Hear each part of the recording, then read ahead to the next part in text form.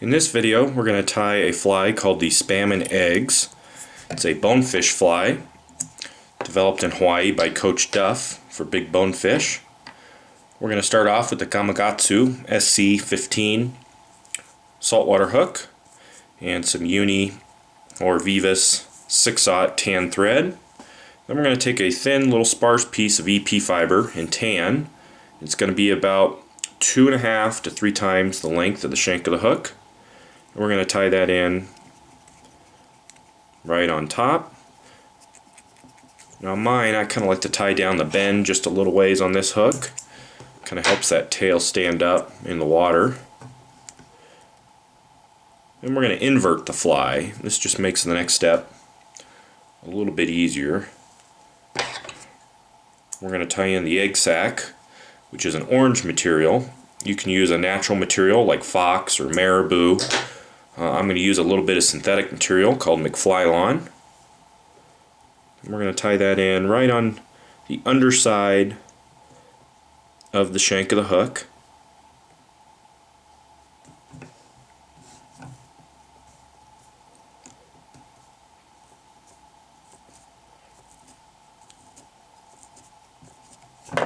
You can trim out the excess. Then you can reorient your fly here on your vise.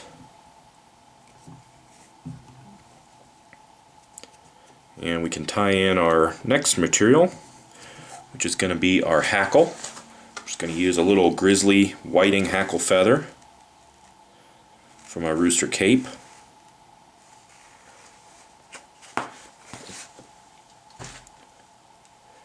I'm going to tie it in. You can see there's a curve to this feather. When I tie it in, I'm going to tie it in by the tip of the feather with that curve facing inwards onto the fly.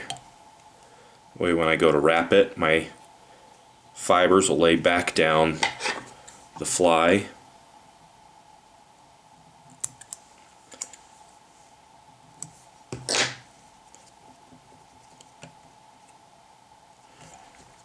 Now we're ready to dub our body. For this I'm going to use a tan kind of synthetic based dubbing. You can use a polar dub, which will be what we're using today, or you can use a antron based dubbing. We're just looking for something tan with a little bit of sparkle to it. And we'll just start dubbing our body right there at the back and just work our way forward. We don't want it to be too bulky. We're just looking to kind of cover up all our under wraps there and build kind of a little shrimpy profile. This fly is made to imitate a Mantis Shrimp, which is the primary food source of those fish down in Hawaii.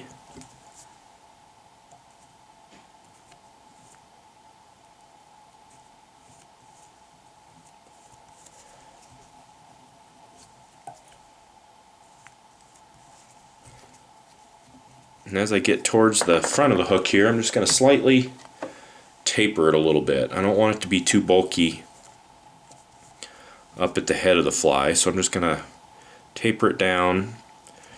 And I want to make sure I leave some room too. So I don't want to go all the way up to the eye with my thread wraps and my dubbing. I'm going to stop just a hair short, and then I'm actually going to work back up the head here a little bit because I need to leave some room for my eyes. So you can just place them on there, and that'll help you kind of gauge where you need to stop. So then we're going to take our hackle here and we're going to get it started, kind of stroking the fibers back for those first few wraps. Then I'm just going to spiral my hackle forward. Only takes about 4 or 5 or so wraps, and once I get to my stopping point, I can capture it.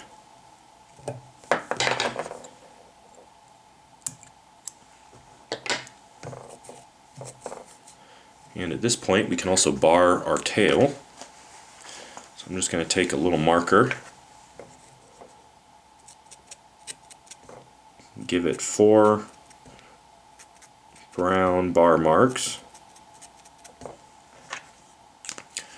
Just adds a little shrimpiness to our fly. Now the next step is to take some tan Loco legs. We're going to break off 3 of them. And then we're going to take the whole clump and pinch it right in the middle and lay it on top of our hook. And we're going to just kind of figure eight these into place right on top of the shank of the hook so that the legs stick out evenly on each side of the hook.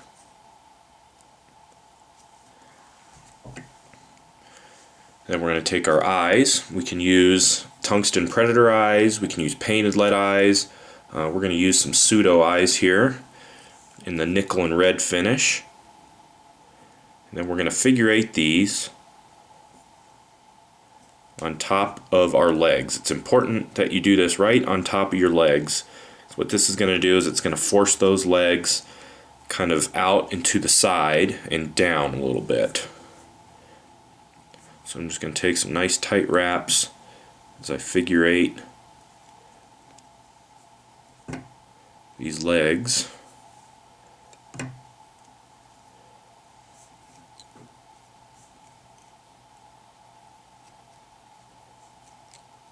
Careful not to trap too many hackle fibers if you can get away with it.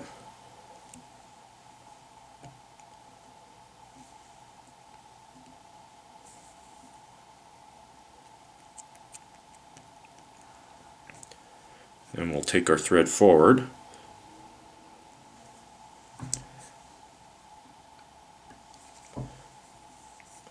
The next thing we're going to do is we'll invert our hook here.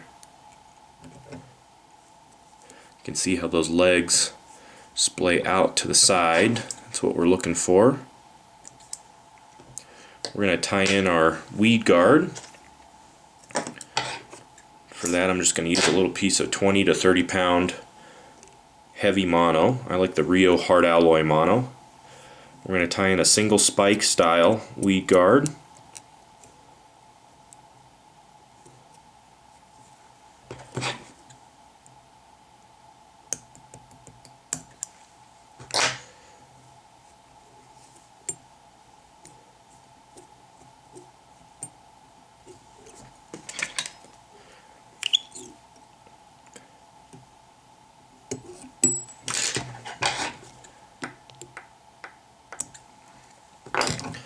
And we're going to trim it so that it just reaches past the point of the hook. And we can use a little bit of glue at this point. You can use some Zap-A-Gap. You can use some fly finish. I usually like to use Zap-A-Gap. We'll use a little fly finish here today.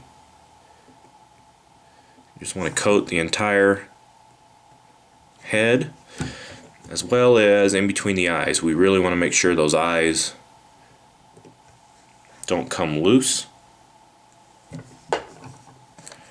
And you can just hit it with a little bit of your UV light.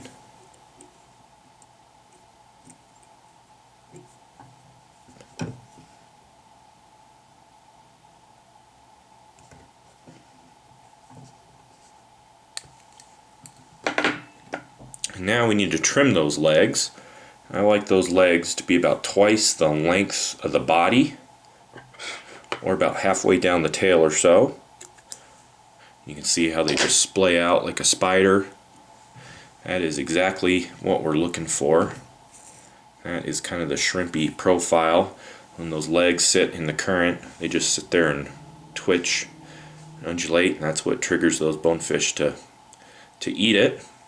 And that is the Spam and Eggs Mantis Shrimp fly.